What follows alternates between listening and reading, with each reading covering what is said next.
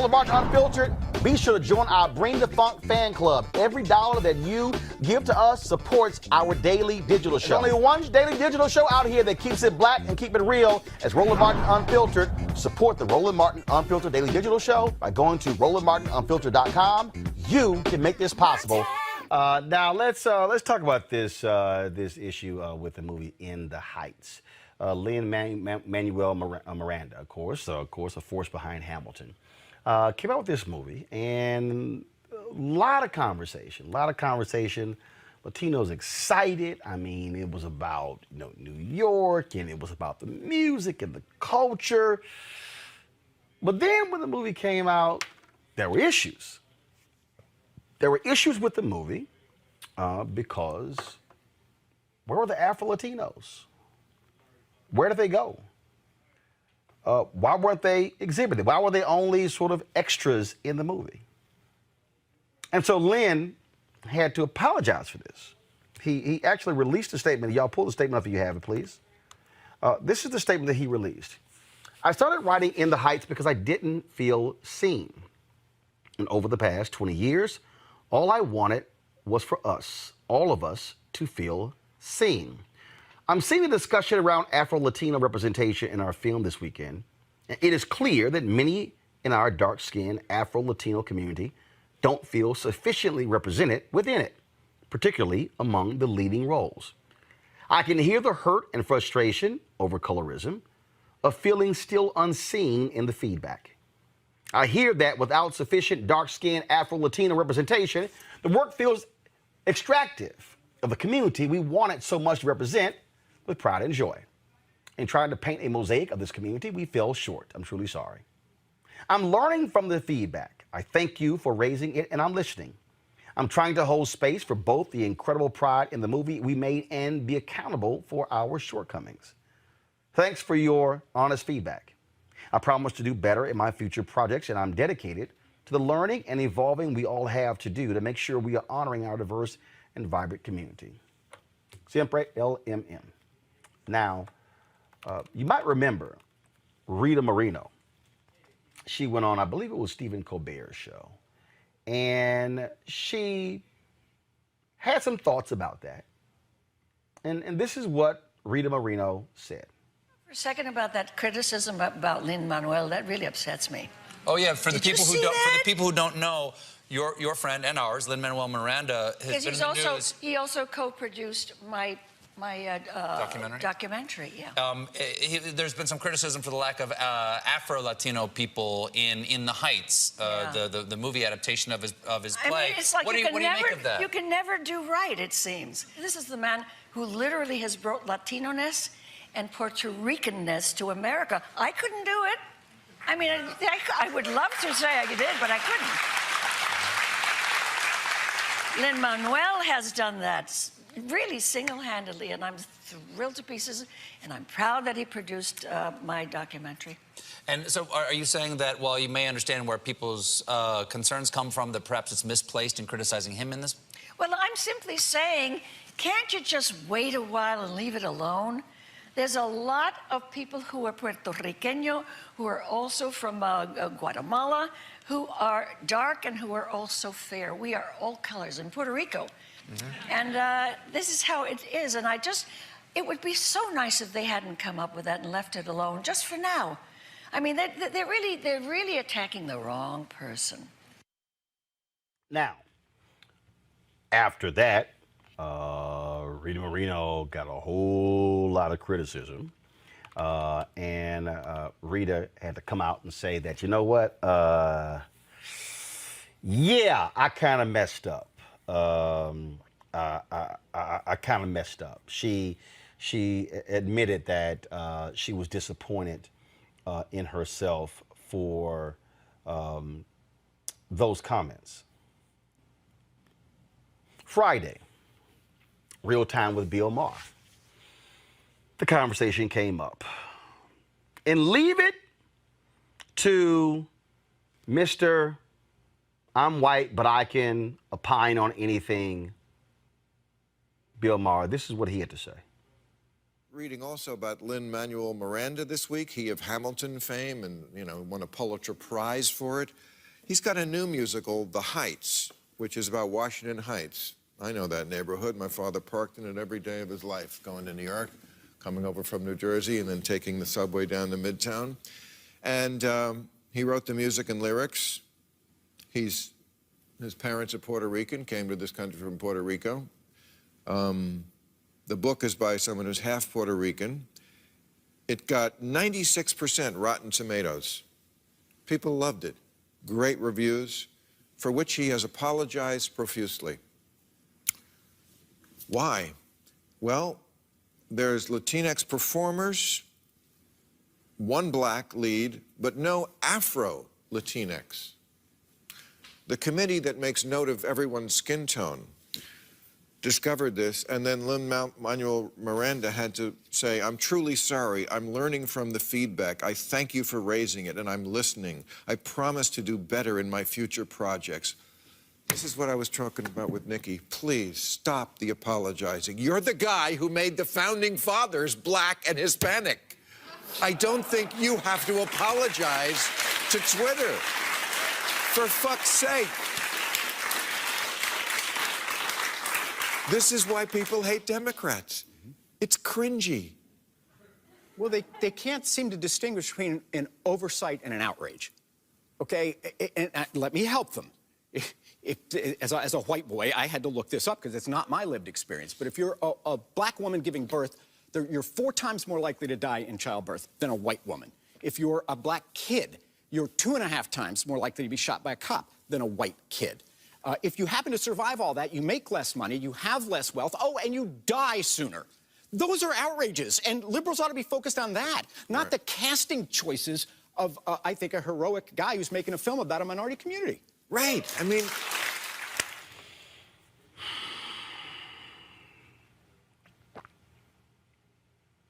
Here are 2 white men on a national television show telling people of color what the hell we should be focused on. Allow me to unpack the bullshit Paul Bagaya just said. I'm gonna deal with Bill too. But the bullshit from Bagaya, the things that he cited are issues we've covered. But what Paul does not understand, what Bill Maher does not understand, is that black people and Afro-Latinos have had to deal with whiteness deciding what's palatable. We can go through history when you were a light-skinned black actress. Hollywood said, we'll accept Lena Horne. We'll accept Dorothy Dandridge. But oh, no, we are not going to accept a dark-skinned black woman. The idea of colorism is real. Because within the Latina community, within the black community, not just in the United States, but all across the globe, white supremacy has caused even us and those of us in our communities to go through the light-skinned, dark-skinned thing because white has been defined as right. That's why you had black folks in America who passed. Because they said, I will have a better existence in this society if I'm white. Jane Elliott has challenged white America saying, if you could trade places with somebody black, even if they're successful, would you? Hell no, the hands. Chris Rock, he said, no white man would trade places with me and I'm rich. So for Paul Bagaya and Bill Maher to be so dismissive of the concerns also shows how they have no understanding of how deep this thing is. It has an economic impact. It has an impact on how you see yourself. See, it's real easy for two white men like Paul Begaya and Bill Maher to sit on television and say that because they've never been erased. They don't know what erasure is like. Black folks have had to deal with erasure in everything. The movie came out about Stonewall. Oh, gay folks were excited. How you erase the black people who actually made Stonewall real? Stonewall was led by black gay people. But Hollywood was like, no, y'all don't even exist.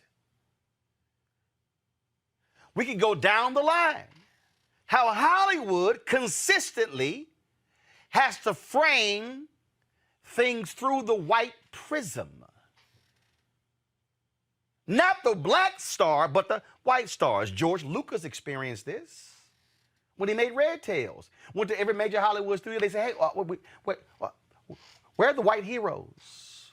He said, the white people are the villains. The heroes are the black people. No, we need some white heroes.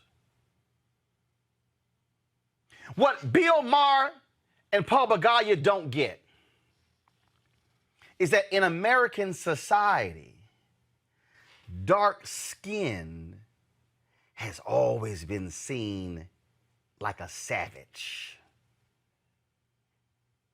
Ooh, you got nice hair. Ooh, when black and white people get together, they make pretty babies.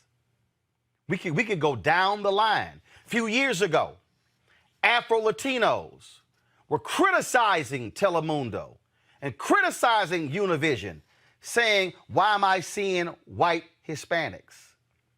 Why are we not seeing darker hued folks on those networks, in the novellas, on the news? Colorism. Go to Haiti, colorism. Go to Jamaica, other places in the Caribbean, colorism. Go to Africa, where the bleaching creams sales have exploded.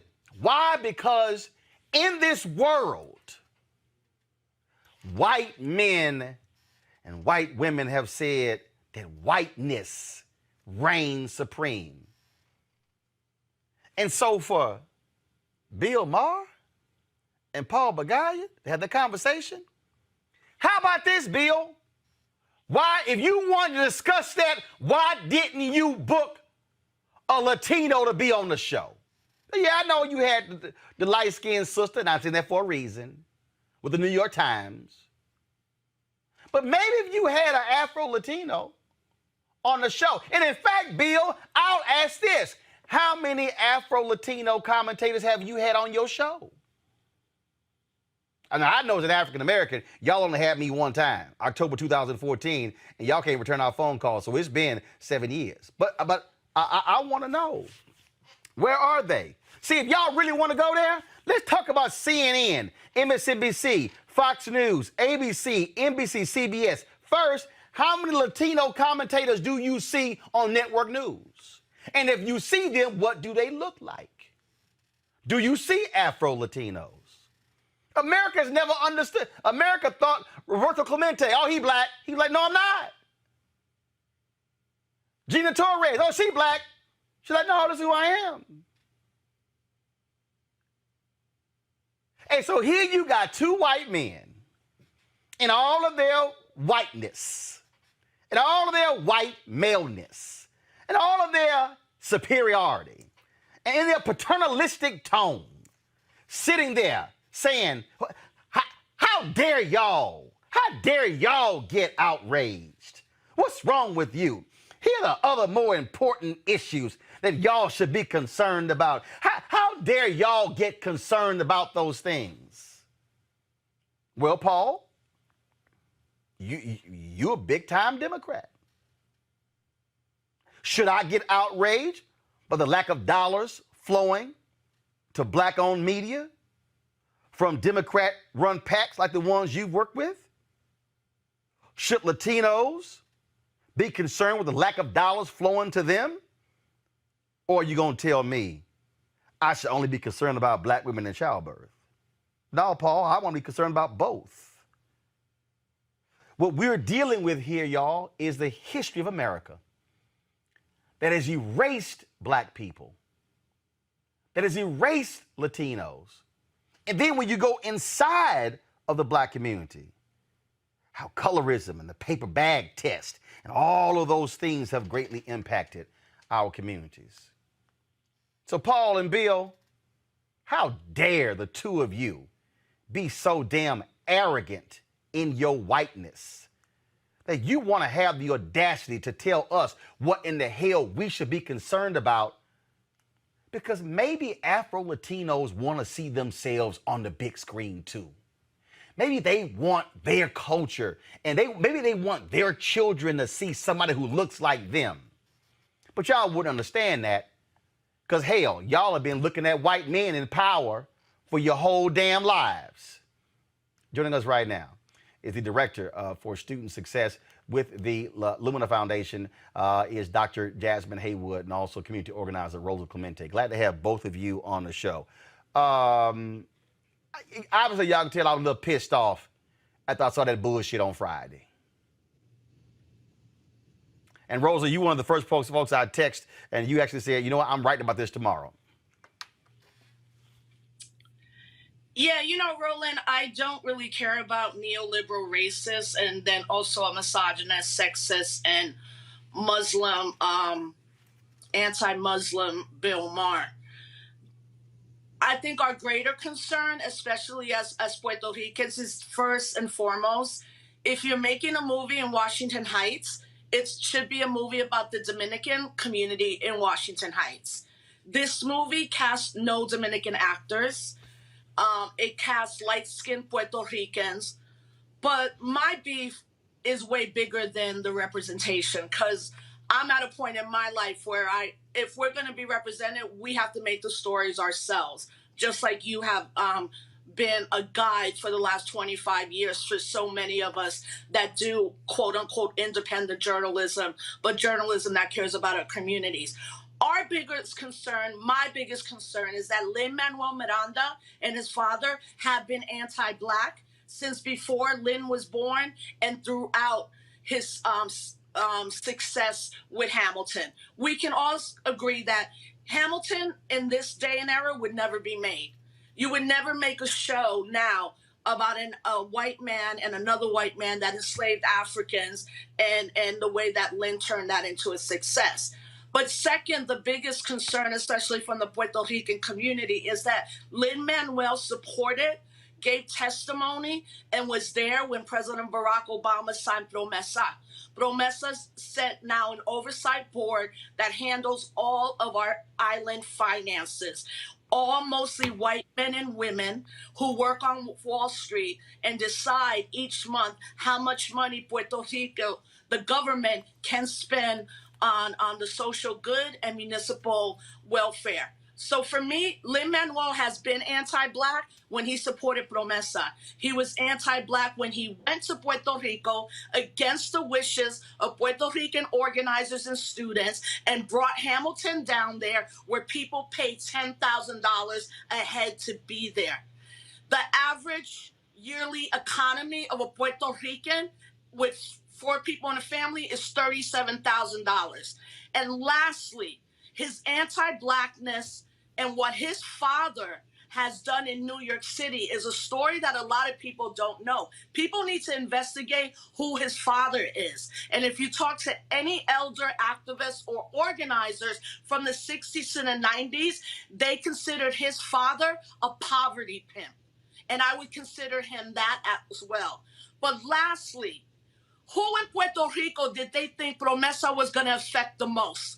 The white elite who live in gated communities in a hill, or the predominantly Afro and indigenous Boricuas and Puerto Ricanos that reside in Ponce, in Cabo Rojo, in Bayamón, in La Pela, and Loíza, which has the highest descendant of African descendants in our community. So for me, it's bigger than that, because I know we can make good stories. I spent the last 3 years making a really dope movie with incredible filmmakers, all brothers and sisters, called Judas and the Black Messiah. And that was not a biography. And we should have more movies on that.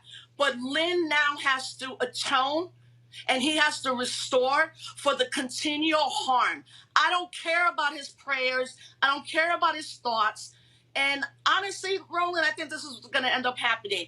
Lin is going to go the white way in Hollywood. He'll now direct movies with white people in it. He'll be in cartoons and all of that because he has no space, and his father has no space in our community. I actually, and this will probably be controversial, I think they're traitors to their Puerto Rican self, our elders and our ancestors.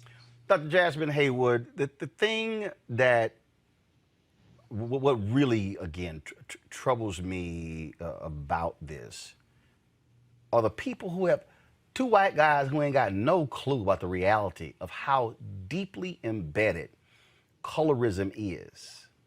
And for them, it's like, oh, be happy, y'all, it's some Latinos. Well, I remember when black women criticized how Spike Lee was writing black female roles. Just because, and again, I know Spike is a friend, but he took the hit.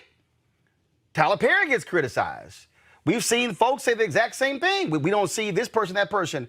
I mean, we talk about in this country, America loves talking about Cubans, very, very few Afro-Cubans.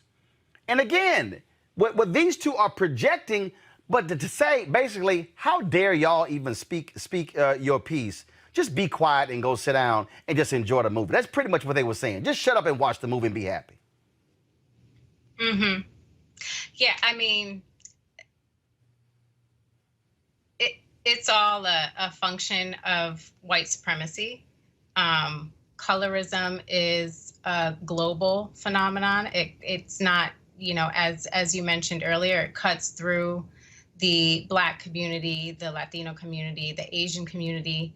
In fact, John Chu, who directed In the Heights, had this same criticism when he directed Crazy Rich Asians, in terms of casting more lighter-skinned Asians in the main lead roles. And so this is a global issue. Colorism is a cousin of white supremacy, and you know, what it does, you know, what they were talking about on the show was the perpetuation of a monolithic view of what it means to be Latino, what it means to look like a Latino. And all that does is serve white supremacy and serve the gaze of whiteness. The reason I brought up Stonewall, and either one of you can jump in here, was because black gay people said the same thing. How in the hell y'all gonna do a movie about a movement that started and you erase the people who led the damn movement? That's outlandish. But again, Hollywood and its history has always been, how can we promote whiteness or folks who are lighter? Because let's be clear, there are white studio executives who are greenlighting films, and for them, what makes them more comfortable. That's what we're talking about here. And I think it's important to call folks out, like call Bill Maher out, call Paul Bagaya out for their comments, because power determines what we see. American movies and television is actually America's greatest export. So when the world is looking at America, they're looking at movies. And if they're seeing a certain thing, all of a sudden it's like, oh, well, that's America. And erasure is a real thing. It's real. And Rosa, we can't deny the realness of erasure. It exists. We can't deny it, but this is what I'm saying, Roland. They're the two most insignificant people, especially to a younger generation. No. But here's why. The issue is not significance in terms of younger people. This is why I'm saying this. Because they are on a... See, this is where the platform comes in. They are on a platform, HBO, national, international. You look at who you're talking to. You got nobody who can offer a counter to what you're saying. So when Bill and Paul speak, You hear the audience clap. And what I am arguing, and this is really where we are, and this is probably what's pissing Bill off the most right now, is the same thing on this book I'm writing on white fear. We now get to have an opinion.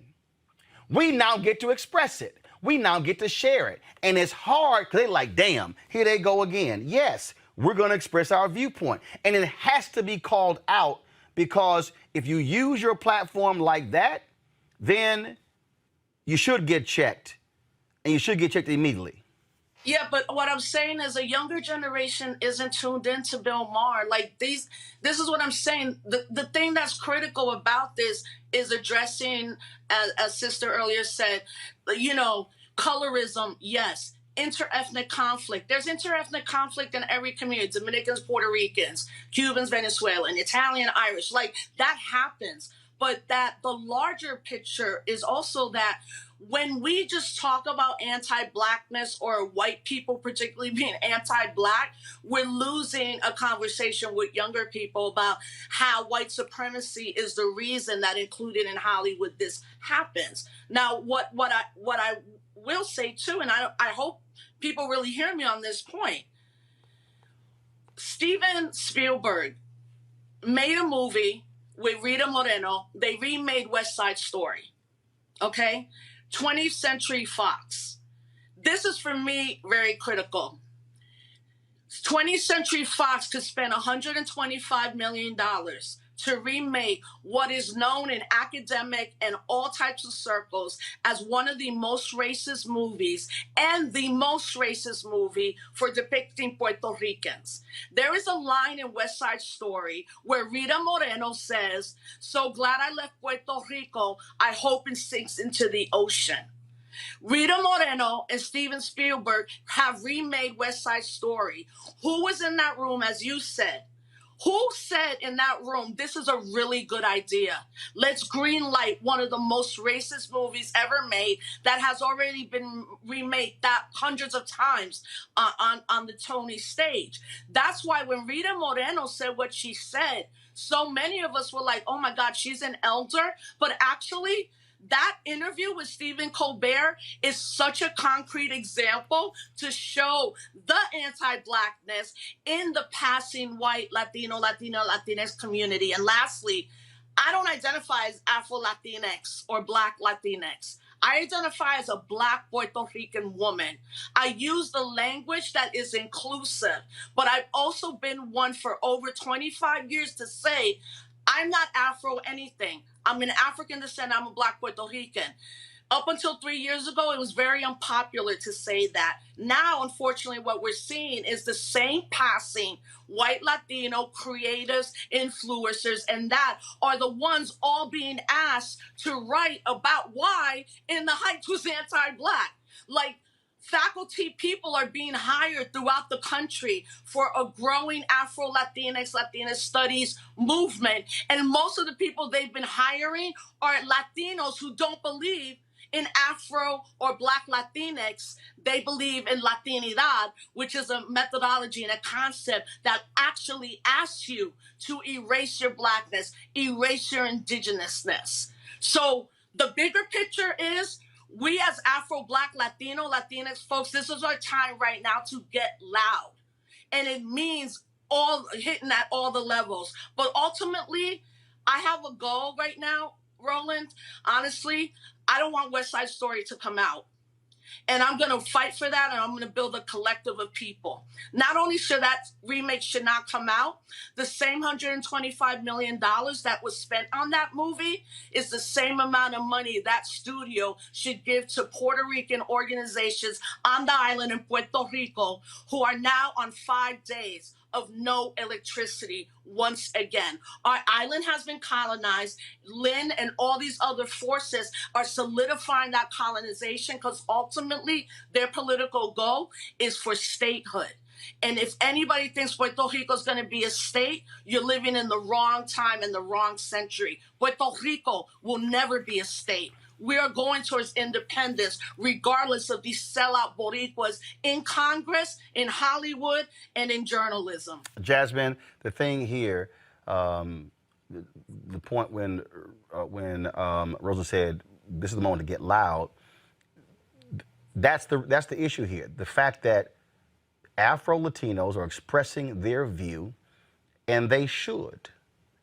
And they have the right to, because they know their experience better than anybody.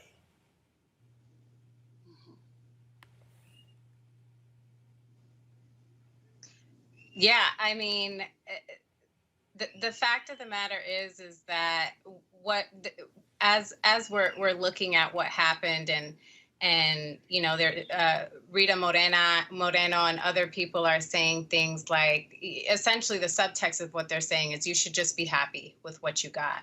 Right.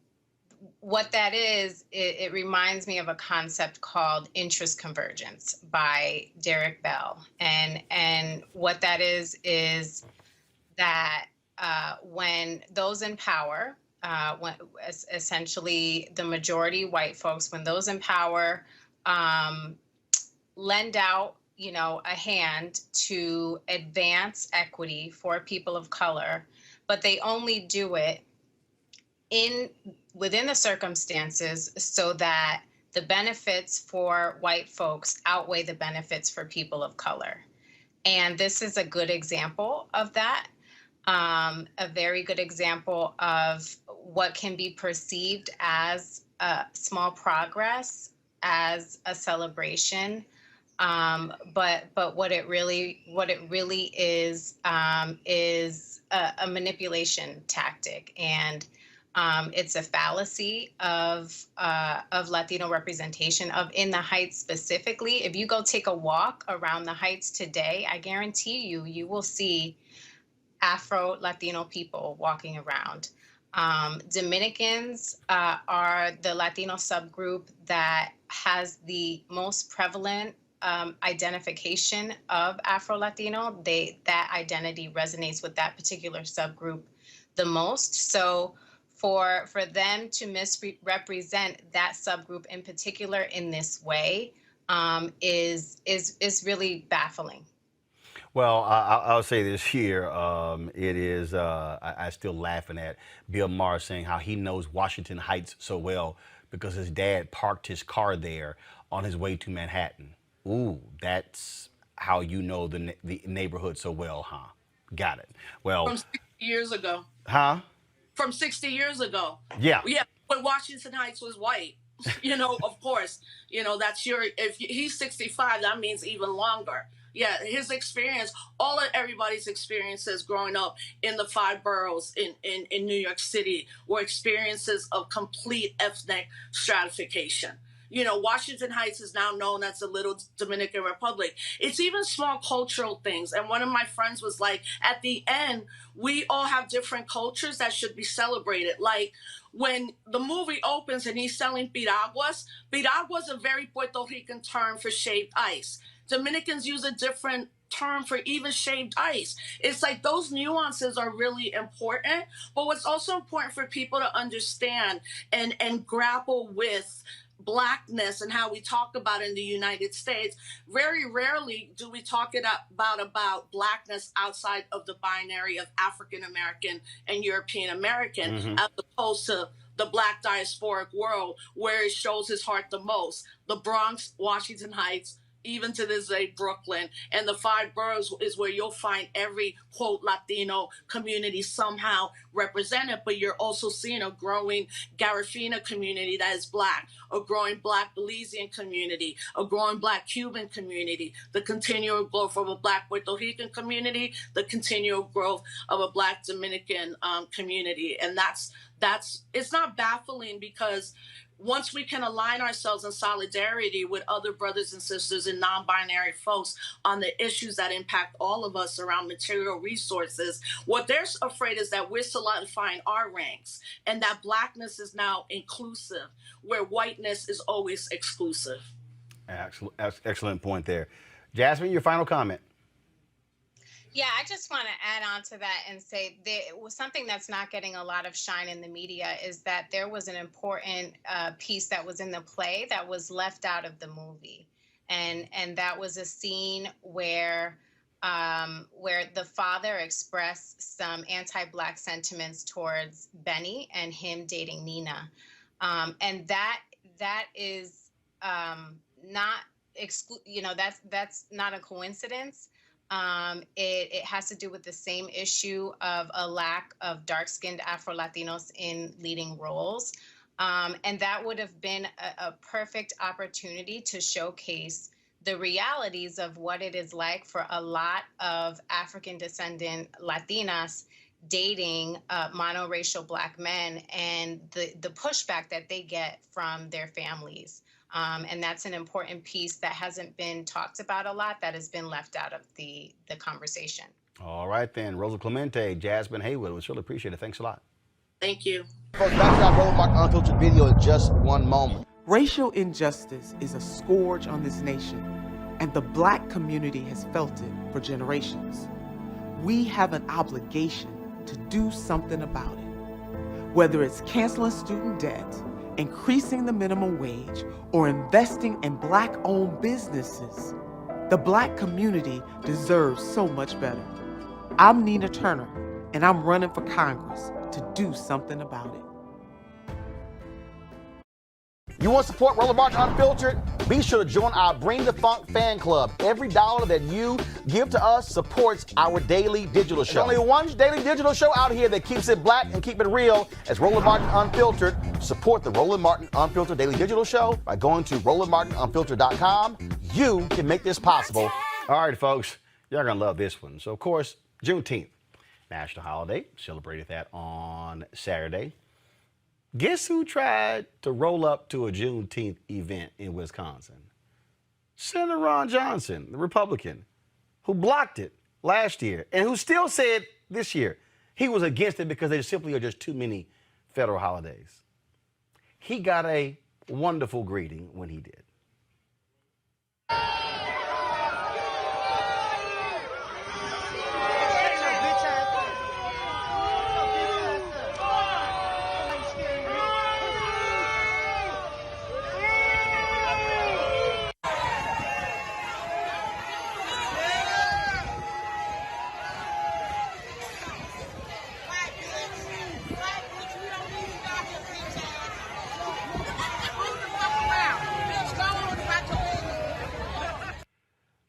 Well, Congo, Ron Johnson shows up to an event in Milwaukee. They booed him until he left. This was his quote. It still seems strange that having taxpayers provide federal employees paid time off is now required to celebrate the end of slavery. Well, guess what? Those folks said, we ain't got to listen to your ass talk. I loved it. Man, I was listening to some of the background comments of one woman in particular. And look, the beautiful thing about this and all of these shenanigans that the Republicans are pulling is that it actually makes me optimistic. All right. So we have an issue, Congo. We have an issue with your connection. We have a hold on site. We're gonna fix the problem with your connection. Michael, go ahead. It's it shows, Roland, that and as a former elected official, it just shows that politicians have no shame. He knows exactly what he did. He knows exactly what he said. He knows exactly where he stands on a variety of issues, not just the Juneteenth issue. And to show up at an event, because he's obviously thinking, oh, I'm not going to get booed. I'm going to get applauded for showing up. Because he's, of course, his staff didn't say, well, maybe you may get booed. You may get a couple boos here and there. So, oh, no way, because I'm showing up. I'm the bigger person. And that was his mentality, and he deserved to get what he got. And it's a shame that he put up the, I imagine he has never said anything about any other holiday, in particular, whether it's Christopher Columbus Day. I'm sure he hasn't said, oh, federal workers shouldn't get Columbus Day off. You better believe he hasn't said that. So, Ron Johnson, he is who he is, and I'm glad he got booed. Congo, you there now? Yeah. And, again, I think that it's really, it can be very good for us that the Republicans are pulling all of these shenanigans if they're not successful, because really what it's doing is it's keeping us engaged, it's keeping us involved in the elections. And so when Ron Johnson and these others show up, it's sort of like when they come into the Black churches during the election season, we got to let them know that they're not welcome, that they can't on their posters in the black community. People are tired, they're upset, and they know that these guys are going to stop at nothing to disenfranchise us. So Ron Johnson got exactly what he deserved. I hope that this happens across the country because people need to know that you're not just going to come out and just show up for these pictures and these photo ops and then come back and disrespect our culture and history. We're not standing for it anymore. Julian?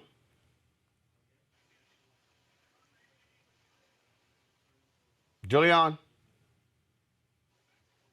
You know, like I said earlier, look at the racial composition of the crowd. People are tired of this nonsense. People are tired of this man. People are tired of the spit that he talks. I did say spit, that he talks on the floor of the Senate. And he really, he's going to get a backlash. Now, whether it's enough to get him out of office in Wisconsin, I don't know. But what I do know is that we need to look at the 100 senators who voted for Juneteenth.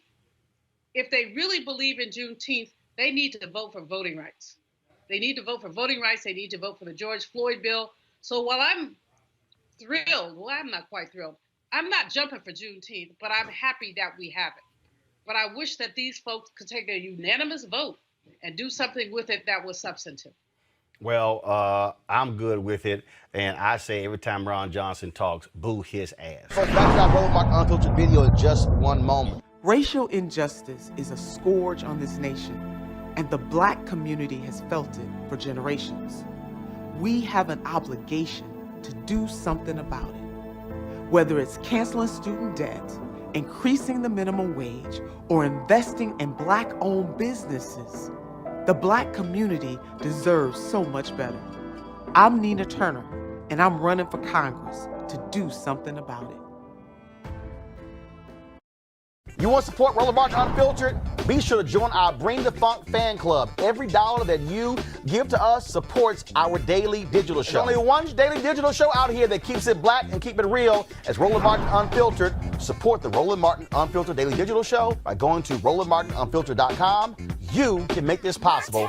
Always Florida. When you hear crazy stuff, you can always say, it's Florida.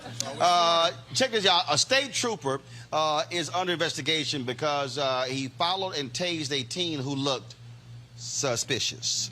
16-year-old Jack Roman was on his way to his girlfriend's house when State Trooper George Smirnios approached him in the patrol car.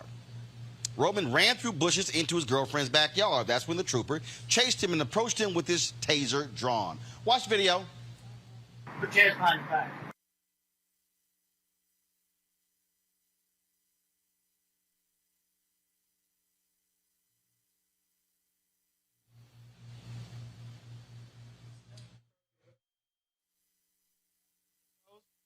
I'll do a reset. So check this out. This is what the trooper actually said. His behavior, demeanor, and body language appeared to be a burglar. It looked to me like he had just committed a crime or was about to commit a crime. Roman was arrested and charged with failing to obey a lawful order. They always use that one. Resisting without violence. They always use that one. Possessing fewer than 20 grams of marijuana. However, his mother says she's going to use racially profiled. She's going to sue the Florida Highway Patrol for excessive force. He is still on active duty while Florida Highway Patrol investigates the incident. Is the video down ready? Go roll the video, please. Put your hands behind your back. Ow! Ow! Stop! Put your hands behind your back. I'm gonna do it again.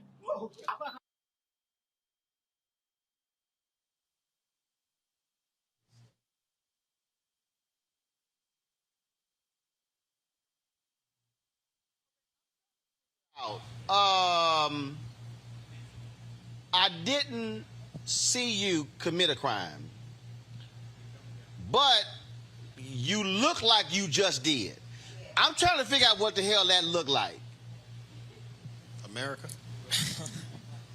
Yeah, I mean, police have the ability to stop you if they have a reasonable suspicion of you having done something or doing something. And it doesn't extend to just you are in a place that I don't think you should be.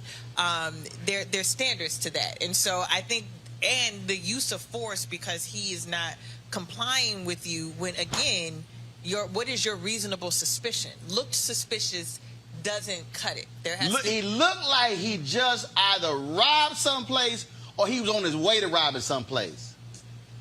That I went to law school 24 years ago, and that is not what I learned in criminal law. That ain't it. Yeah, that's not it. Amisha, go ahead. Well, when I look at that video, the young boy, he was on his phone. He wasn't really a threat or anything of that nature. My thing is, we always talk about black parents have this conversation with their sons. When an officer approaches you, you follow the guidelines, and it didn't really look like the boy was really paying attention to the officer. What part of the responsibility was it for the boy to kind of comply or talk to the officer? Just my thoughts. I mean, I'll just say this because I've been chased by a lot of police officers in my life as a black man who grew up on the west side of Chicago. And part of what sometimes goes through your head is get to a safe space. Get to a place where there are people who can testify. Because the reality is if you are alone as a black male in America and a police officer is coming up to you for whatever reason, the first thing I usually want is somebody else in that space. Right. I've driven my car into my neighbor's driveway because I know for a fact if somebody else sees it, I might have a chance. Could that have made it worse? Absolutely. Is that what I shouldn't have done? Probably. Yeah, but you weren't such of a witness. I need a witness. Right. I need a witness because my black skin is not enough of a witness. My testimony is not enough of a witness. Police have the benefit of the doubt. They've had that since they were started as slave patrol. They have the benefit of the doubt in America. And the reality is many black young people and just black folks know when it comes down to it, it's going to take a lot to convince any judge, any jury, any person, including your potentially your lawyer, that it wasn't you and you shouldn't cop a plea and these sorts of things. So I'm just saying, like, there's a psychology behind it as well where it's not just about what the law says, how black parents teach their kids and this sort of a thing. When you're in that moment, it's different. I'm just still trying to figure out. What's suspicious? He looked like he either just robbed something Roland, or he's on his way to robbing something. That's generational. No. I'm just trying to figure out how you even let that come out your mouth. Oh, yeah. Like, even in this day and age, you go, I might not want to say that publicly. Yeah, I mean, you started with, it's Florida. So, right. I mean, for me, I'm so tired of videos. But, I don't want to watch another video. And just watching him hit the ground like that looked like he could have had other injuries, It's just sad and scary. And even having to say, what should he have done? What should the cop have done? This is not our responsibility. These are our communities. That's not he's supposed to keep us safe. So, it's bold for him to say that. I can't believe he said that, but in some ways I can, because what he looked like he looked black. So that's why he looked suspicious. This is why I'm just going to go ahead and beat this drum again. This is why I said early in this conversation, the question around police reform and policing has to be had around the question of what is the best mechanism for creating safety, not just creating security, not allowing it to go through the lens of cognitive biases or anti-blackness or happenstance or I hope he had a black girlfriend and he'll say that on the stand one day. Not that kind of stuff, but actually saying what produces safety in our communities, what reduces the probability of bias informing an officer in how they not only stop someone, but how they use of force to subdue someone for something that the officer made up in their mind. Right. That then that person has to then go through the legal process to then free themselves from something that literally never existed in the earth outside of an officer's mind. Wow. That police are not creating safety. They are there as security. There's a difference. Folks, back to our Roland Martin Unfiltered video in just one moment.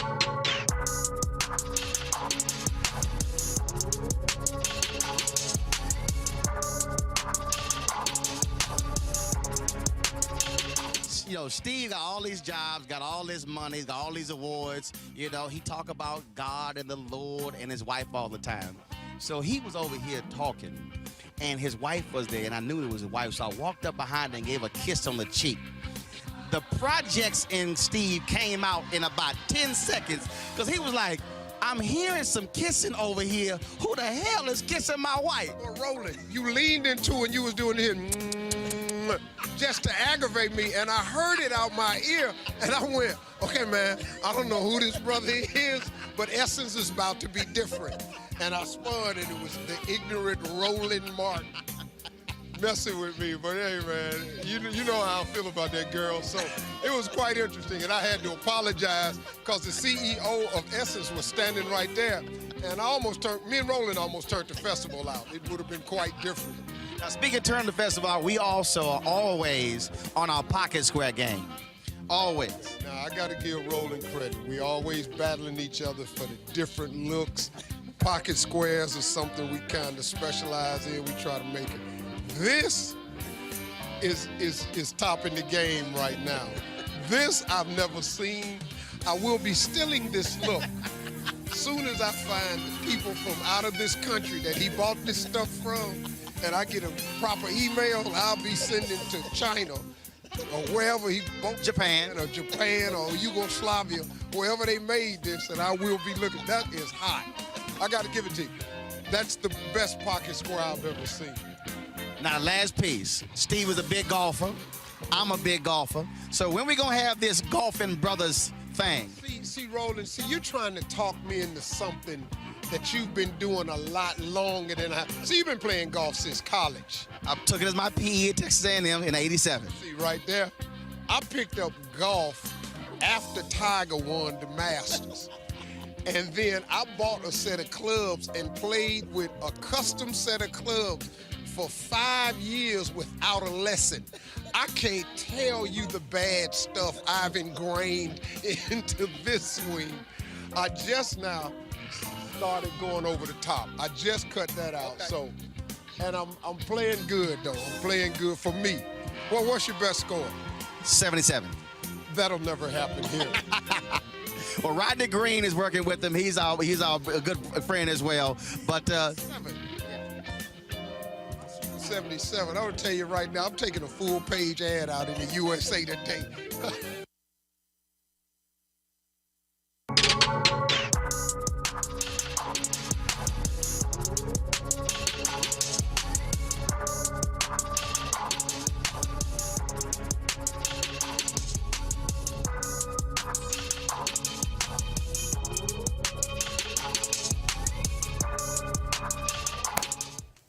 All right, folks, don't forget this Friday, the virtual festival, Essence Fest Live Loud Virtual Festival begins this Friday. You can go to essencestudio.com, essence.com. The virtual festival will take place Friday through Sunday, and then, of course, it takes place again next weekend, July 2nd through the 4th. On Monday, we're going to have a recap of the first weekend of the virtual festival. And then, of course, on July 5th, we're going to have a recap of the second weekend.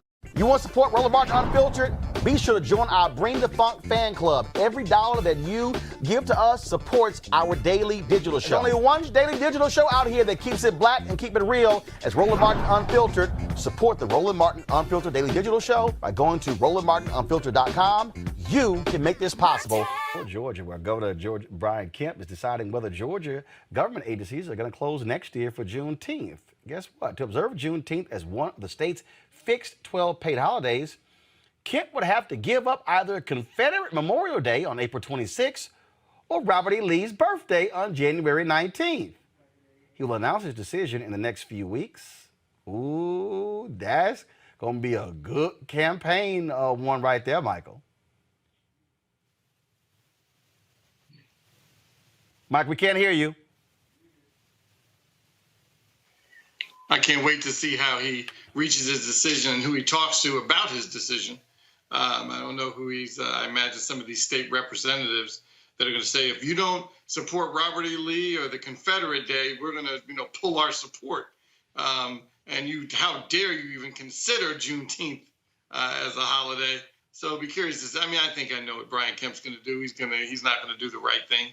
And it's unfortunate, but that's, again, as we've talked about on several occasions, those kind of issues come to the ballot box. If you're not happy, with those decisions that your elected leaders are making, vote them out.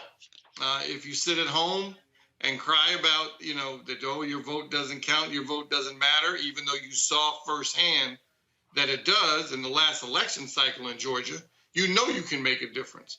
So we'll see what Brian Kemp does, but I'm not holding my breath that he's going to do the right thing. That's a hell of a well, you got Confederate Memorial's Day, Julian, and Robert E. Lee's birthday. Let's see.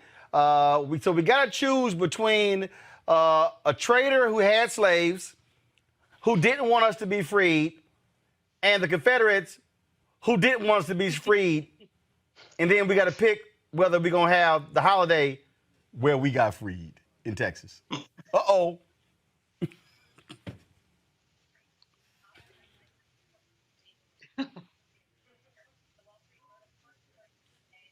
Okay, all right. First, Julian, can you hear me?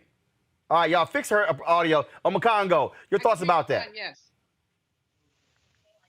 Well, I think that I agree with Michael. Unfortunately, I think Governor Kemp is going to make the wrong decision and not be on the right side of history. But you know what? This is also a good time for us to not forget that we need to keep the pressure up on the corporations, the Coca-Colas and the like, because we put a lot of pressure on them earlier this year as it relates to not supporting some of the efforts that were being made in Georgia. And now we're spending so much time speaking about some of this legislation that we can't take the eye off the ball of the people who fund these organizations and so who fund the Republican, whatever you want to call it, network of voter disenfranchisement. So I believe that if we can keep that pressure on, calling out these companies, and as Michael said, reminding people of remembering when these next elections come around, maybe we'll get lucky not lucky. Maybe we will force Governor Kemp to make the proper decision, but we have to make sure that all of our efforts, 360, are focused on the corporate pressure as well as the political pressure. And I think we might get a result that works in our favor. I'm just laughing that the choice is Juneteenth, Confederate Memorial Day, or Robert E. Lee's birthday.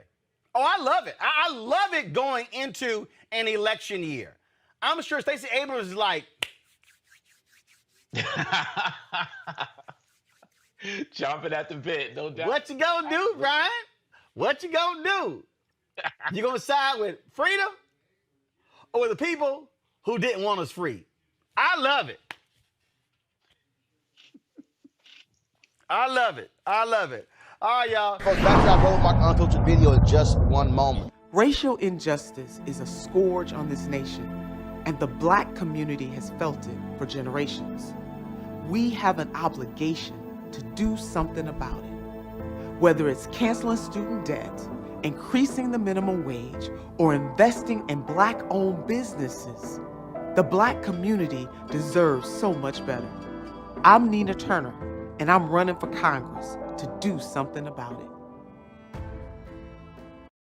You want to support Roland Martin Unfiltered? Be sure to join our Bring the Funk fan club. Every dollar that you give to us supports our daily digital show. There's only one daily digital show out here that keeps it black and keep it real as Roland Martin Unfiltered. Support the Roland Martin Unfiltered daily digital show by going to RolandMartinUnfiltered.com. You can make this possible. And I do want to go, though, to Pastor Dwight McKissick, the pastor out of Arlington, Texas, and he has been battling the issue of race within the Southern Baptist Convention. And actually, Pastor McKissick, these things are tied.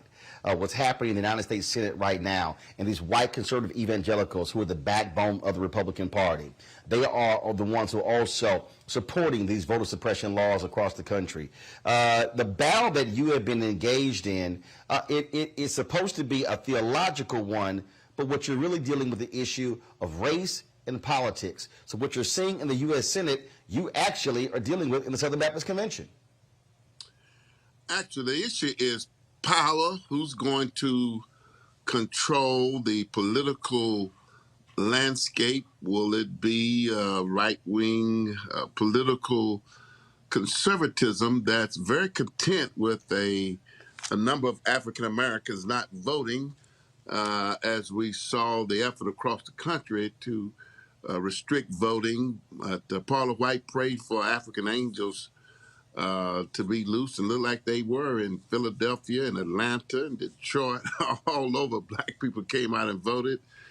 and the victory was won. But the critical race theory to suppress what can be taught about race and history in America is being pushed by Republicans. Voter suppression is being pushed by the Republicans. And unfortunately, we find that mindset, although we discovered it may not be the majority mindset, but it is a very substantial, significant mindset, exists in the Southern Baptist Convention.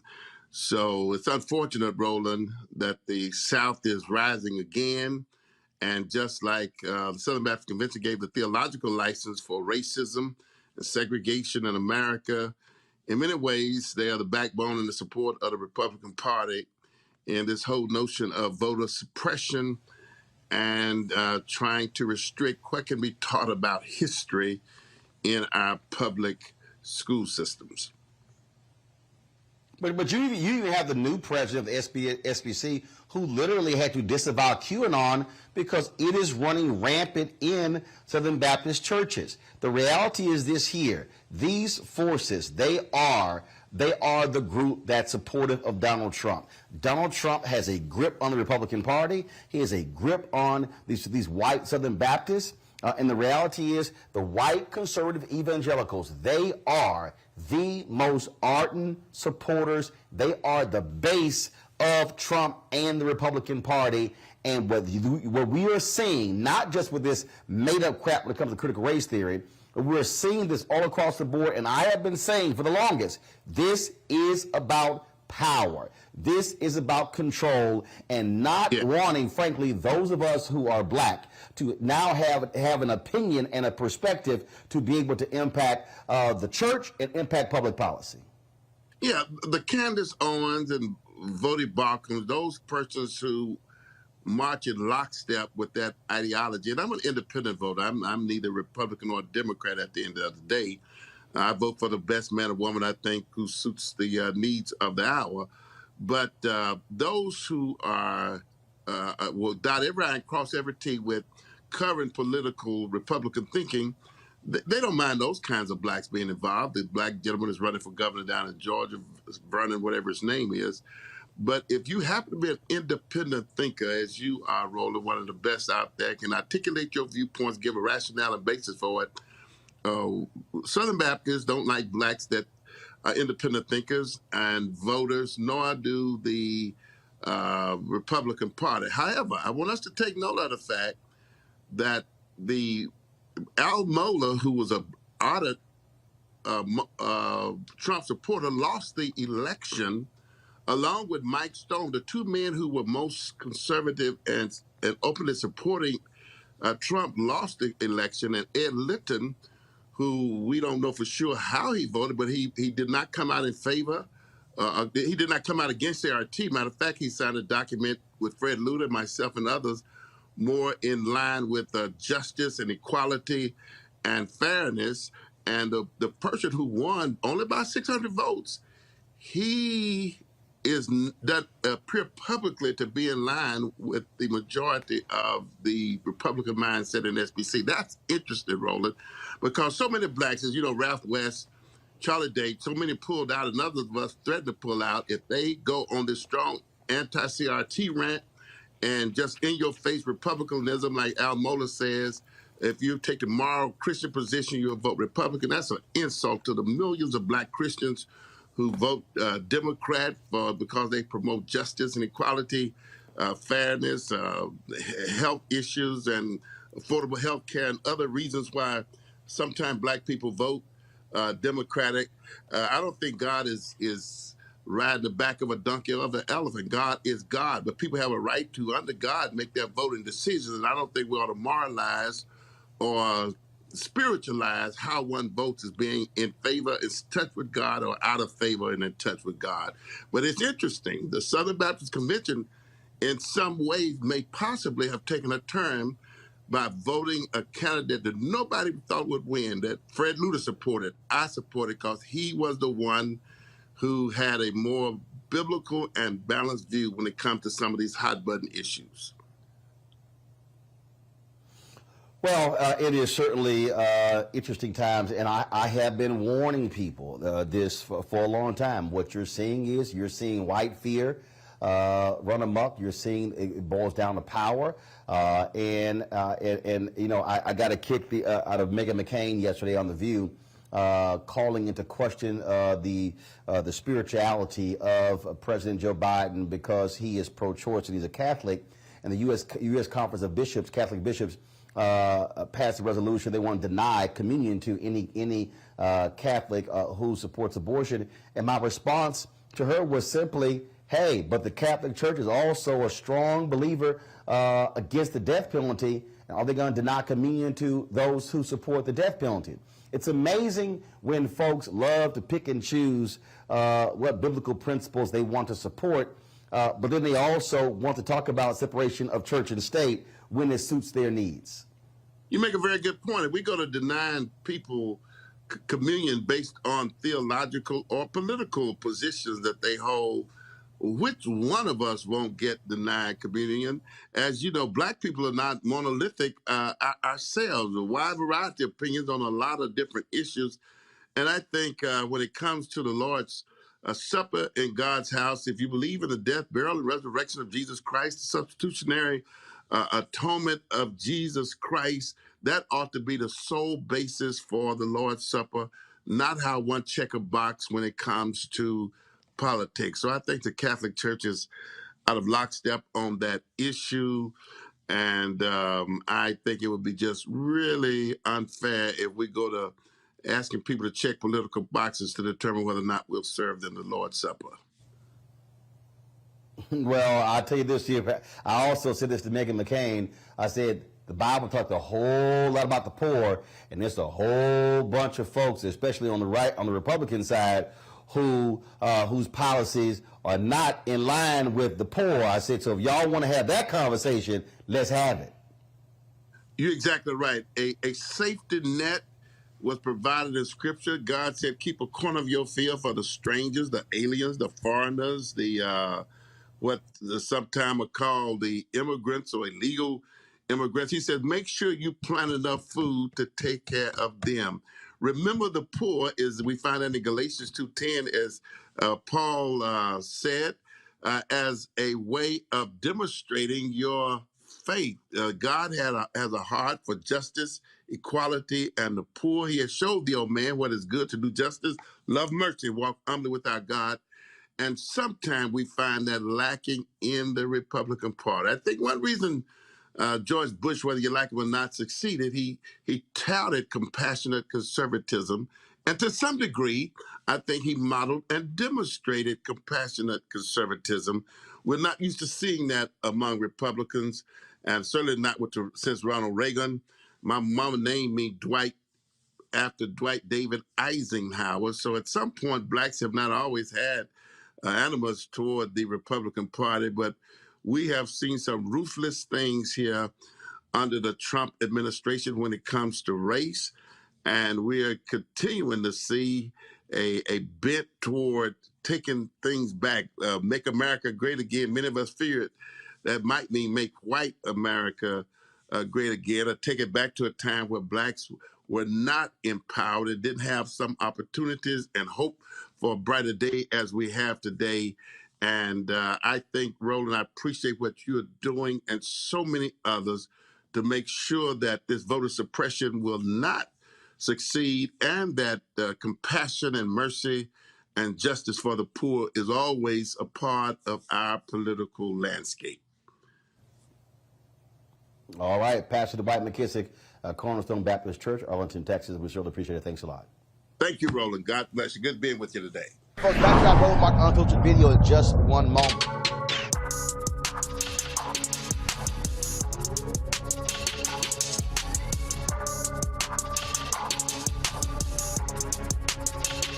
You know, Steve got all these jobs, got all this money, got all these awards. You know, he talk about God and the Lord and his wife all the time.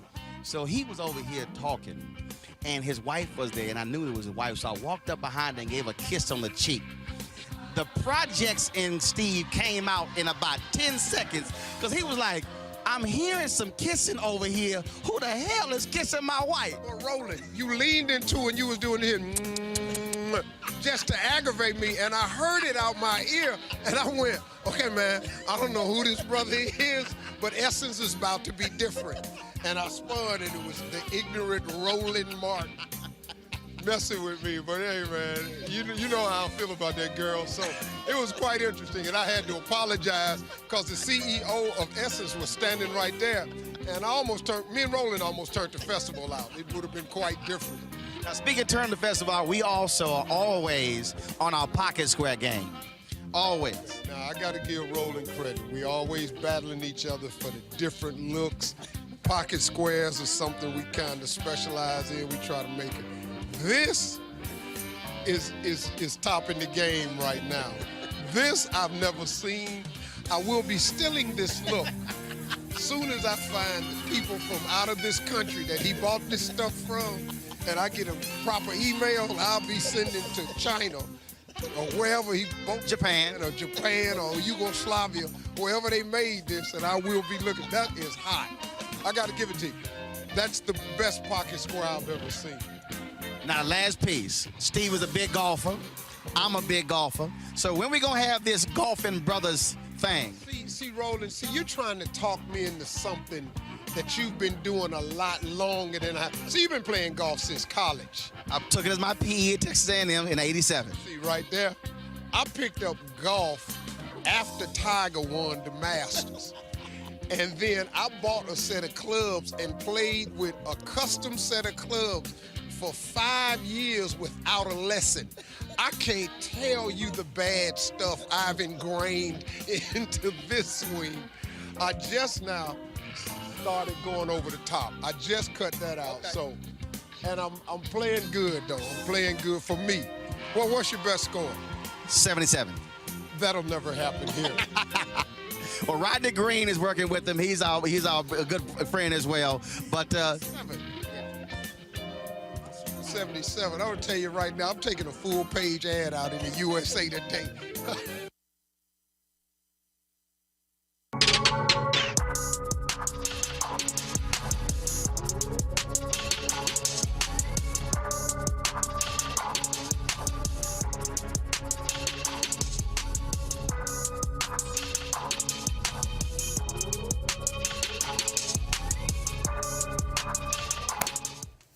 All right, folks, don't forget this Friday, the virtual festival, Essence Fest Live Loud Virtual Festival begins this Friday. You can go to essencestudio.com, essence.com. The virtual festival will take place Friday through Sunday, and then, of course, it takes place again next weekend, July 2nd through the 4th. On Monday, we're going to have a recap of the first weekend of the virtual festival. And then, of course, on July 5th, we're going to have a recap of the second weekend.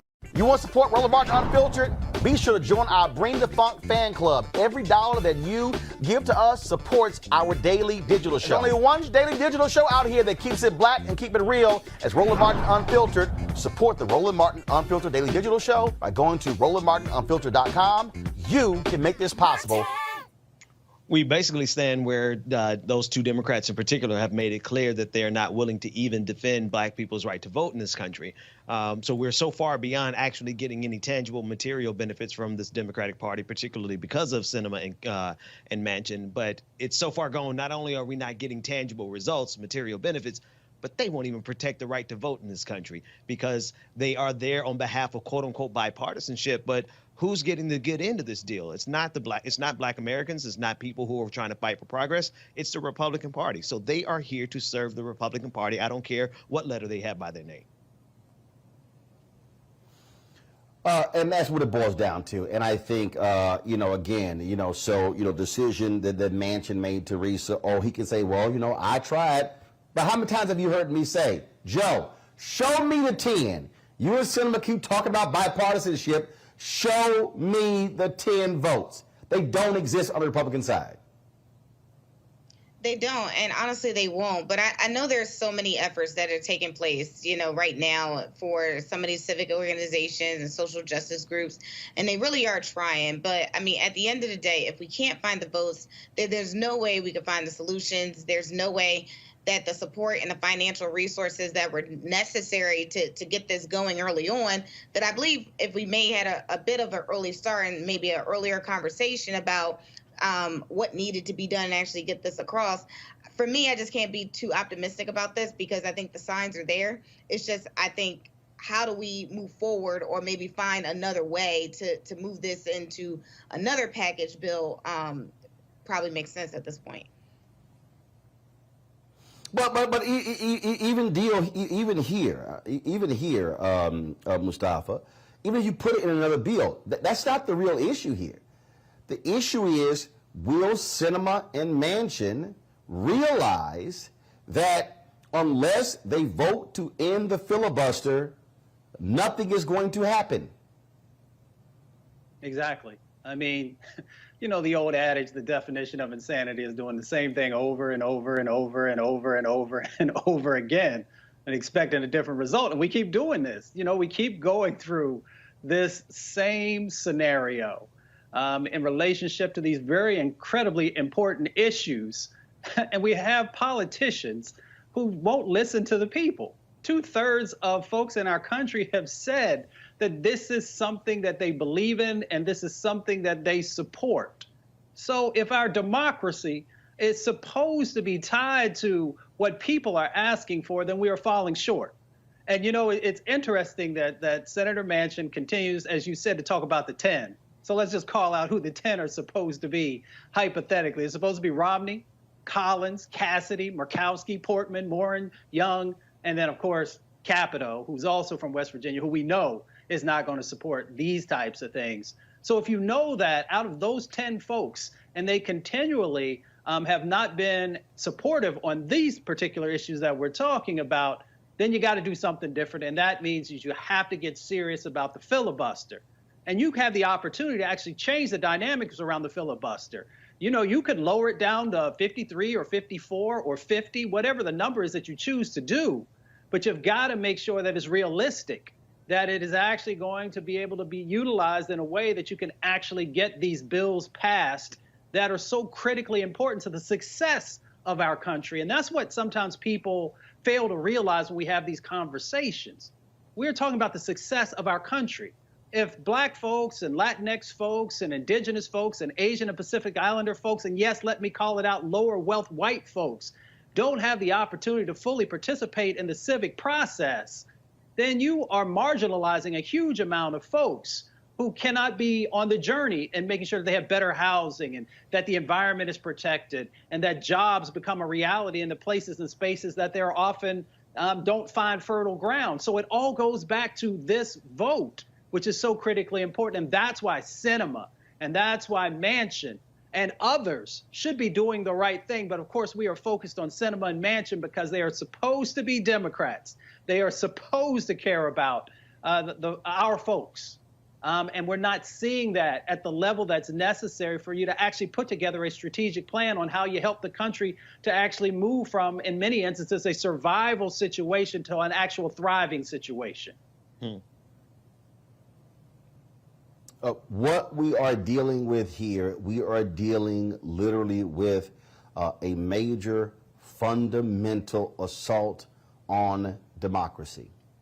And Ben, for the people out there, and look, I get it. I know there are people who are going to say, but this is why we voted. No, this is also the problem when one person can have that much power. This is also why, let me just go ahead and say it, why white Democrats should have got off their asses and did their job in Kentucky, in Maine, and in Iowa. See, at some point, Black folks are not going to keep playing Batman and Superman and Spider-Man and you know, Captain America coming in and saving these folks. And so had those Democratic candidates actually won in those states, including Cunningham in North Carolina, we're talking right now about a 54-46 majority in the Senate, and then that would lessen the need to depend upon Sinema and Manchin. Yeah, absolutely. One of the things, though, is that the Democratic Party still hasn't learned the lesson that, one, you need to trust black people. And two, you need to run some progressives. I'm thinking about Charles Booker in Kentucky. Like he did a phenomenal job in the primaries, and he didn't get the win, and neither did the Democratic Party. And so now we're stuck with this divide in the Senate that is so convenient for Democrats. Like I do want to point out, agree with you, Roland, in terms of what white Democratic voters should have done. But also to the extent that the Democratic leadership is using Manchin and Sinema as foils almost the ability to say, oh, well, we can't do it because of these two people. They allow them to play the bad guys while the Democratic leadership is still talking as though they want to get something done. But if they can't whip two senators into shape after all the years that they have on the Hill, what are they even there for? Well, but here's the deal, though. I mean, I get your point, but Teresa, the reality is this here. A senator is essentially like a sovereign nation. You can sit here and try to put pressure on all you want to. They can decide whatever they want to do. Yeah, and I think that's part of the choice of the voter as an individual has to, think about when it comes to election day. So the Democratic Party, I think, has to start making these critical decisions when they, decide to put how many resources to a specific candidate, or thinking about the larger candidate as a whole, because that senator will be able to hold a lot of power. They're able to wield a lot of sway.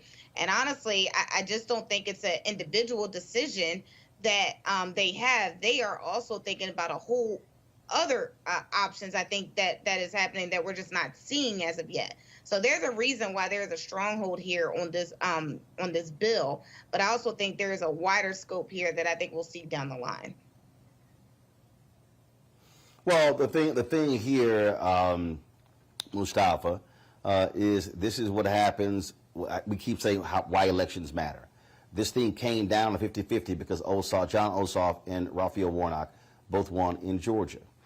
This is why the other states matter. This is why next year the Senate races in Wisconsin, North Carolina, Ohio, Florida, Pennsylvania are going to be critically important, because that could determine the future as to whether or not Republicans either take control of the United States Senate. And also you have the Mark Kelly race in Arizona and Raphael Warnock in Georgia. So you're talking about 6 to 7 Senate races that will determine if Republicans take control of the Senate, which then means Mitch McConnell is back in power, which means no bills are going to get passed, and he's going to control Supreme Court justices. And let's be real clear, if Republicans do take over the United States Senate, I guarantee you Mitch McConnell will, if anything happens with the Supreme Court justice, he will let that position sit vacant for 2 years until the election. He will do it. Exactly. And I'm so glad you called that out. First of all, I agree with everything that Ben and Teresa just said. You got to seize the moment. You're right. You have no idea what's going to happen in the future, but you can plan for the future. And, a lot of folks have been saying, well, they're a bit resistant into actually doing something around the filibuster, because maybe, when Republicans come back in, that they will then, utilize that and do even more nefarious things than they have already done. I'm glad you called out 2022, because the beauty of this show is that not only do we talk about what's happening in the moment, but also hopefully trying to get you to think about what's coming in the future. So we know that there are 34 seats, Senate seats, that will be up in 2022. 20 of those will be Republican seats. 14 of them will be Democratic seats. And if you actually do what's right in this moment, you don't have to worry about the outcome, because the odds are that if you really get in, make the investments, that you'll be able to actually garner some additional seats. Now, as we've talked about on this show, then that means that you've got to finally start making sure that you are properly funding those on-the-ground organizations and stop chasing certain votes that you never get, and actually build upon the base that you have. So you got an opportunity to do the right thing in this moment. Seize this moment. Get the right types of bills passed. And then you can actually grow your numbers so that you can continue this throughout the decade and actually make the change that is so critically needed and being asked for across the country. Well, now the question is, what is Senator Chuck Schumer will do next? He made it clear he was going to put this vote to the test, to test Republicans, to see where they stand. Now we know. So, Bean, where do we go from here? Where we go from here is we see if they can actually get enough pressure to move something around these voting rights. I mean, this is the whole ball game, Roland. We're really debating over whether or not the Democratic Party is going to be able to secure their own win. This is like politics 101 for them. If their voters can't make it to the polls and their voters can't vote without the suppression tactics by the Republican Party, then the Democratic Party can forget about having any majorities in the foreseeable future. And this is quite the shame. It's a constitutional crisis, quite frankly, because we will be ruled by the tyranny of the minority of the Republican Party, which means the tyranny of the minority of old white conservative people in this country. Teresa, where we go now? I'm still on the moving forward type of mindset. So I'm focused on special elections right here in Pennsylvania, and I'm also focused that actually needs to be a talking point about how many senators we need to actually move forward so we don't go into this predicament again. So I'm focused on forward, and I'm focused on other states that are willing to put the right senators in the right position so we can make the right decisions at the time we need it the most. Mustafa, where do we go from here? Yeah, you invest, you educate, and you mobilize on the ground inside of the states. And you make sure you're building a strong set of infrastructure there so that you can make sure that you're helping candidates to get stronger, and then you hold them accountable once they get in office. And if you're willing to do that, then you have a pathway forward. The politics is what it is on Capitol Hill. It is going to play out the way that it plays out. We can stay engaged in the process and make sure that we're getting new sets of voices who are there to make sure that we are broadening the narrative of what America can be and making sure that it's not just a narrative, but that we're actually putting real action behind the words that politicians often share with us. Folks, back to our Roland Martin Unfiltered video in just one moment.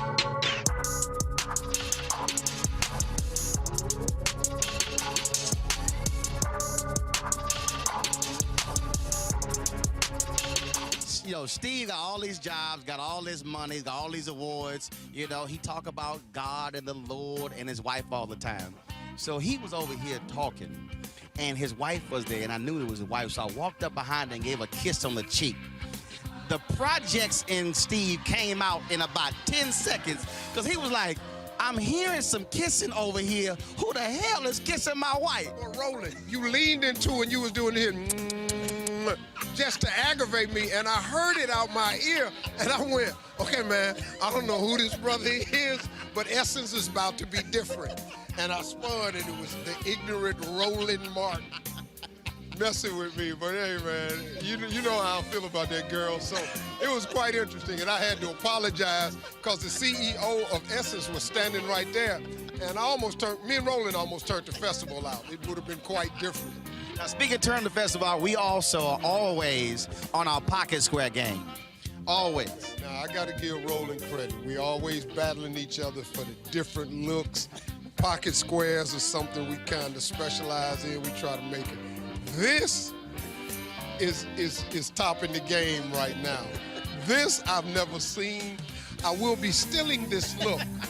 Soon as I find the people from out of this country that he bought this stuff from, and I get a proper email, I'll be sending to China or wherever he bought Japan or Yugoslavia, wherever they made this, and I will be looking. That is hot. I got to give it to you. That's the best pocket square I've ever seen. Now, last piece. Steve is a big golfer. I'm a big golfer. So when we gonna have this golfing brothers thing? See, Roland, you're trying to talk me into something that you've been doing a lot longer than I. See, you've been playing golf since college. I took it as my PE at Texas A&M in '87. See, right there, I picked up golf after Tiger won the Masters. And then I bought a set of clubs and played with a custom set of clubs for 5 years without a lesson. I can't tell you the bad stuff I've ingrained into this swing. I just now started going over the top. I just cut that out. Okay. So, and I'm playing good though. I'm playing good for me. Well, what's your best score? 77. That'll never happen here. Well, Rodney Green is working with him. He's our good friend as well. But 77. I'm gonna tell you right now, I'm taking a full-page ad out in the USA Today.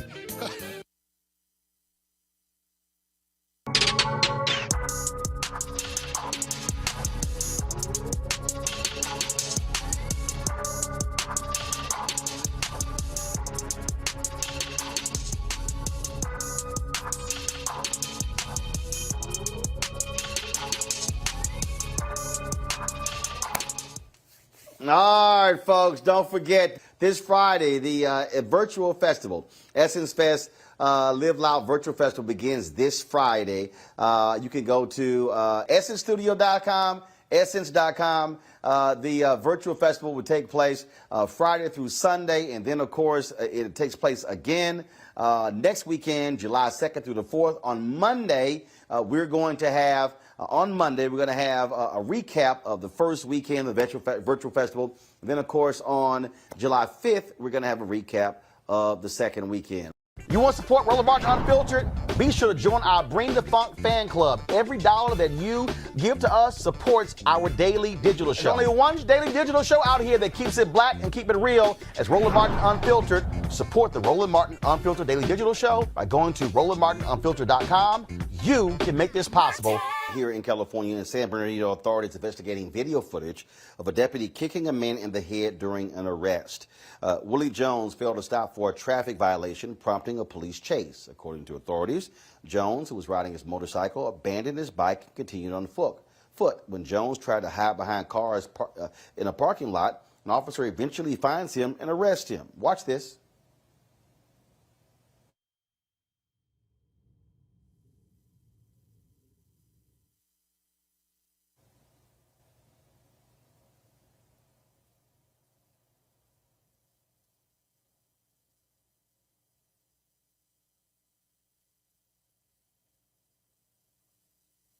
You're going to see in a moment here, folks, exactly what took place.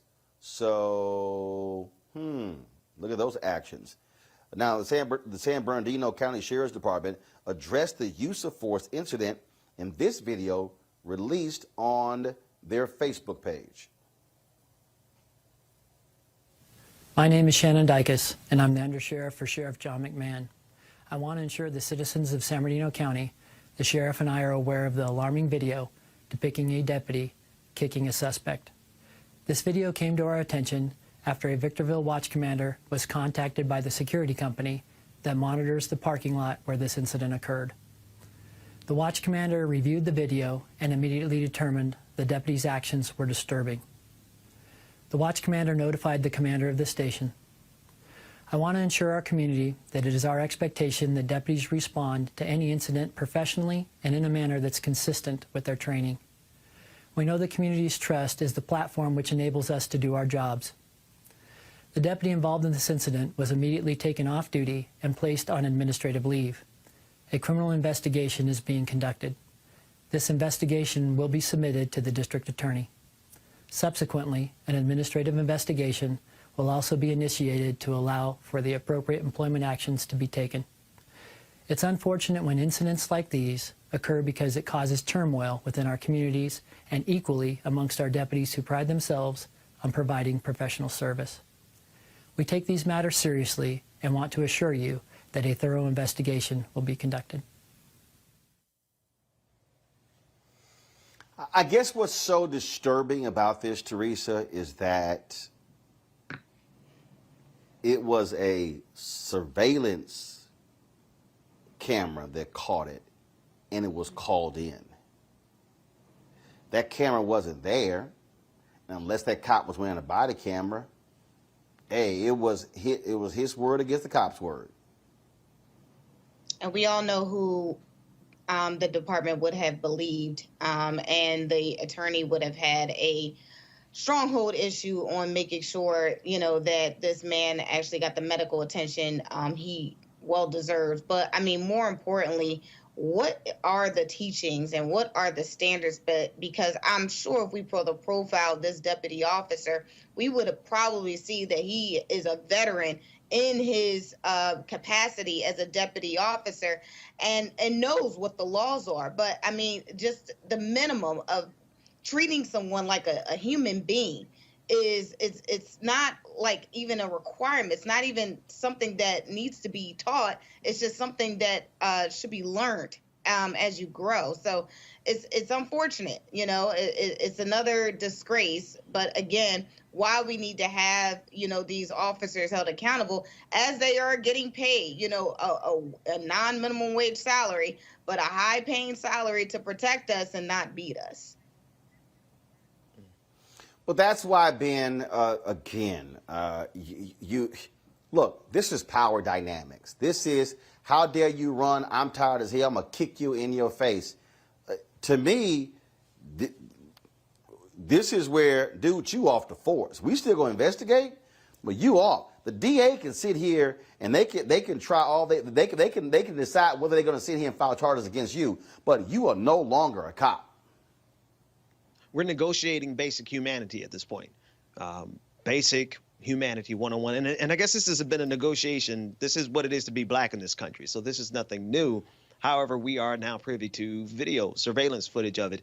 And the fact that you're absolutely right, Roland, what you pointed out, had that security company not reported this, he would have got away with this. In fact, the young man who was assaulted in this probably would have gotten charged with something because, as we always know, anytime there's an encounter with the police, we automatically are resisting arrest. It doesn't matter if we're laying on the ground in a submissive position, is still resisting arrest, such that this officer decided to treat this man less than a dog, because had this been a dog, this guy would have been off the force already. And the thing for me, Mustafa, I don't care if the dude ran away. You don't kick somebody in the head. Right. If you can cause brain damage, you could kill somebody if you hit them in the right location, especially, you know, when you're coming down with all that force. You know, that's why I continue to say, and some folks push back on it, you got to continue to do these psychological evaluations, one before you hire folks and throughout the career. You know, I understand that there are immense stressors that law enforcement go under. I have black law enforcement executives in my family, all the way down to folks who, you know, who were patrolmen. So I get what goes on the street sometimes, but you also have a responsibility. You decided that you wanted to be in law enforcement. So that means that you have to have restraint, even in stressful situations. And I'm not saying this is a stressful situation. I've seen situations that are far more stressful where, you know, people have done things and that still doesn't make it right. You know, you got to change these dynamics and you got to get rid of folks, because as the sheriff or deputy sheriff was sharing there, you break trust. And when you break trust with a community, it takes a huge amount of time and effort to rebuild that trust. And when folks see these types of actions, it reinforces that negative vision that far too many people have of the police, especially far too many people of color, because it is the reality that people have to deal with. So, one, these folks got to go, like Ben said, and make sure that they're never, ever a law enforcement person again. And then the second part of the equation is hopefully that they're actually prosecuted. Because if I go out and kick somebody in the head, or if you go out and kick somebody in the head, then you're going to be prosecuted. So you don't get a pass for being a law enforcement person and utilizing that type of behavior in a situation that never called for it. Mm. Oh, no doubt. That's one of us. We're getting charged with assault. Folks, back to that Roland Martin Unfiltered video in just one moment.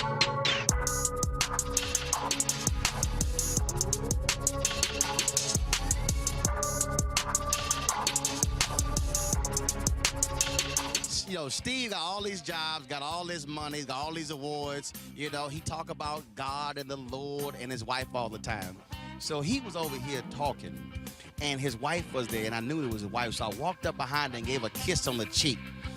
The projects in Steve came out in about 10 seconds, because he was like, I'm hearing some kissing over here. Who the hell is kissing my wife? Well, Roland, you leaned into it and you was doing it just to aggravate me, and I heard it out my ear, and I went, okay, man, I don't know who this brother is, but Essence is about to be different. And I spun, and it was the ignorant Roland Martin. messing with me, but hey, man, you know how I feel about that girl. So it was quite interesting, and I had to apologize because the CEO of Essence was standing right there, and me and Roland almost turned the festival out. It would have been quite different. Now, speaking of turn the festival out, we also are always on our pocket square game. Always. Now, I got to give Roland credit. We always battling each other for the different looks. Pocket squares are something we kind of specialize in. We try to make it. This is topping the game right now. This I've never seen. I will be stealing this look. Soon as I find the people from out of this country that he bought this stuff from, and I get a proper email, I'll be sending to China or wherever he bought Japan or Yugoslavia, wherever they made this, and I will be looking. That is hot. I got to give it to you. That's the best pocket square I've ever seen. Now, last piece. Steve is a big golfer. I'm a big golfer. So when we gonna have this golfing brothers thing? See, Roland, you're trying to talk me into something that you've been doing a lot longer than I. So you've been playing golf since college. I took it as my PE at Texas A&M in '87. See, right there, I picked up golf after Tiger won the Masters. And then I bought a set of clubs and played with a custom set of clubs for 5 years without a lesson. I can't tell you the bad stuff I've ingrained into this swing. I just now started going over the top. I just cut that out. Okay. So, and I'm playing good though. I'm playing good for me. Well, what's your best score? 77. That'll never happen here. Well, Rodney Green is working with him. He's our good friend as well. But 77. I would tell you right now, I'm taking a full page ad out in the USA Today.